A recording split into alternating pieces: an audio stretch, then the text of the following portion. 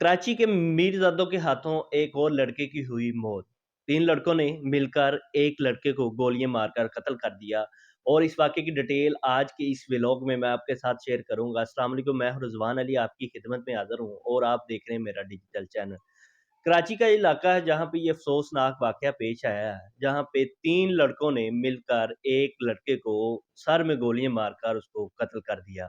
फैसल कादर नामी एक घर का सरबराह और उसका एक बेटा जिसका नाम अज़लान बताया जाता है और उसकी बीवी रुबाब और उसका वालिद और उसकी वालिदा 5 लोग एक फ्लैट में रहाइश पज़ीर थे।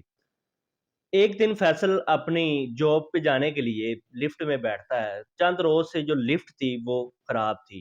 कभी वो सही हो जाती थी, कभी वो ख़राब हो जाती थी। एक दिन जब वो ऑफ़िस जाने के लिए लिफ्ट में बैठता है, 5th फ्लोर पे इनका घर था। लिफ्ट पे बैठता है नीचे जाने के लिए और लिफ्ट की जो रस्सी होती है ना वो टूट जाती है। टूटने के बाद वो नीचे गिरता है और उसी टाइम उसकी मौत वाक़या हो जाती है। फैसल इस दुनिया से चला जाता है।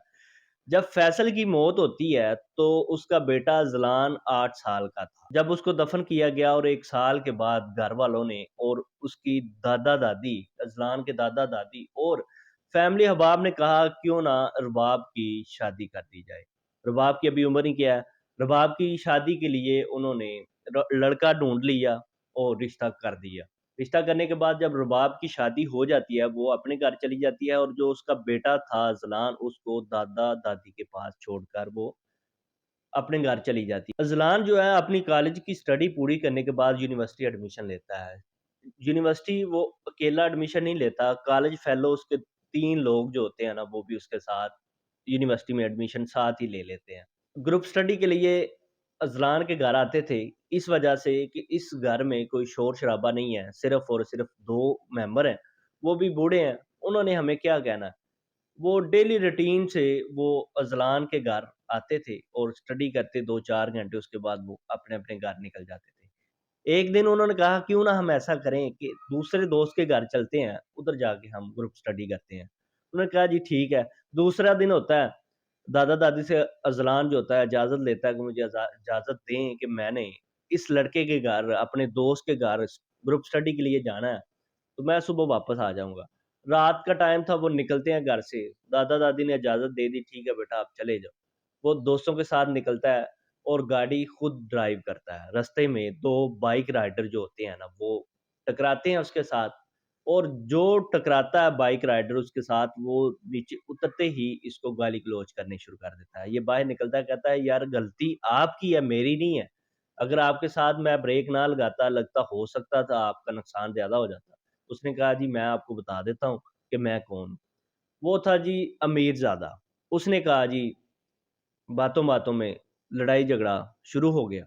उसके बाद उसने अपने भाइयों को कॉल की, फ़ौरन भागे भाई आए और उतनी देर में अज़लान और दोस्तों को पता चल गया था इस बात का कि मामलात ज़्यादा ख़राब हो गए हैं, इससे पहले हम यहाँ से खिसक जाएँ।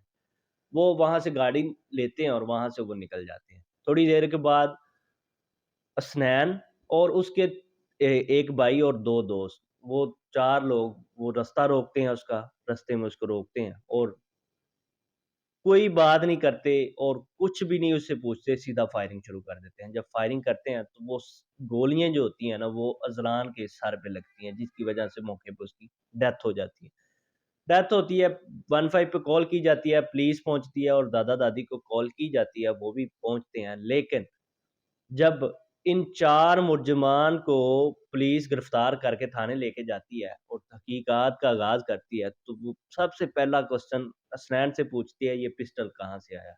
वो बताता है, "ये पिस्टल मेरे वालिद का है।"